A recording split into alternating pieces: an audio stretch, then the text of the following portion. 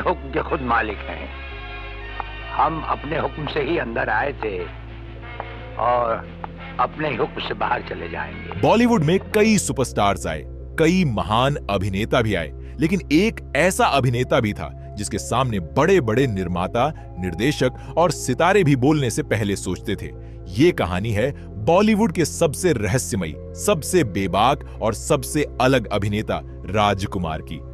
साल 1926 ब्रिटिश भारत के बलूचिस्तान प्रांत में एक बच्चे का जन्म हुआ।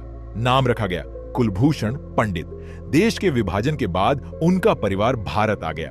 मुंबई पहुंचने के बाद उन्होंने नौकरी की तलाश शुरू की और जल्द ही वो मुंबई पुलिस में सब इंस्पेक्टर बन गए। दिन भर वर्दी पहनकर कानून संभालते और रात को सपने देखते किसी और दुनिया के। कहते हैं कि एक दिन एक फिल्म निर्माता पुलिस स्टेशन पहुंचा। उसकी नजर उस लंबे चौड़े प्रभावशाली पुलिस अधिकारी पर पड़ी। उसने कहा, आप फिल्मों में क्यों नहीं आते? पहले तो कुलभूषण पंडित हंस पड़े, लेकिन यह सवाल उनके दिल में कहीं बैठ गया। उस समय पुलिस की नौकरी छोड़कर फिल्मों में जाना एक बहुत बड़ा जोखिम था। कोई गारंटी नहीं थी, कोई पहचान नहीं थी, कोई गॉडफादर नहीं था, लेकिन कुलभूषण पंडित ने फैसला कर लिया था। उन्होंने नौकरी छोड़ दी और बन गए राजकुमार। शुरुआती फिल्में आईं, लेकिन कोई खास सफलता नहीं मिली। कई साल तक संघर्ष चलता रहा। लोग उन्हें पहचानते तक नहीं थे। ऐसा लगने लगा कि शायद उन्होंने गलत फैसला कर लिया है, लेकिन किस्मत अभी अपना सबसे बड़ा पत्ता खेलने वाली थी। साल 1957 एक फिल्म रिलीज हुई। मदर इंडिया फिल्म में मुख्य भूमिका भले किसी और की थी, लेकिन राजकुमार के अभिनय ने लोगों का ध्यान अपनी तरफ खींच लिया। पहली बार लोगों ने महसूस किया कि ये अभिनेता बाकी सबसे अलग है। उसकी आवाज अलग थी, उसका अंदाज अलग था, उसकी आंखों में एक अजीब सा आत्मविश्वास था। धीरे धीरे फिल्म निर्माताओं की नजरें उन पर टिकने लगी और फिर शुरू हुआ वो दौर जिसने उन्हें अमर बना दिया। 1960 और 70 के दशक में राजकुमार की लोकप्रियता अपने चरम पर पहुंच गई। उनके डायलॉग बोलने का अंदाज इतना अलग था कि लोग उनकी नकल करने लगे। जब वो स्क्रीन पर आते तो दर्शक सिर्फ कहानी नहीं देखते थे, वो राजकुमार को देखते थे।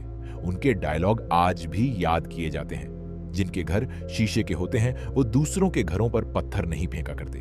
उनकी आवाज में ऐसा जादू था कि साधारण संवाद भी असाधारण बन जाता था। राजकुमार सिर्फ अपने अभिनय के लिए नहीं, अपने बेबाक स्वभाव के लिए भी मशहूर थे। कहा जाता है कि वो किसी से डरते नहीं थे, न निर्माता से, न निर्देशक से, न सुपरस्टार से। अगर उन्हें कुछ पसंद नहीं आता तो वो सीधे मुंह पर कह देते थे। यही वजह थी कि कई लोग उनसे प्रभावित भी थे और कई उनसे डरते भी थे। लेकिन राजकुमार को इससे कोई फर्क नहीं पड़ता था। वो वही कहते थे जो उन्हें सही लगता था।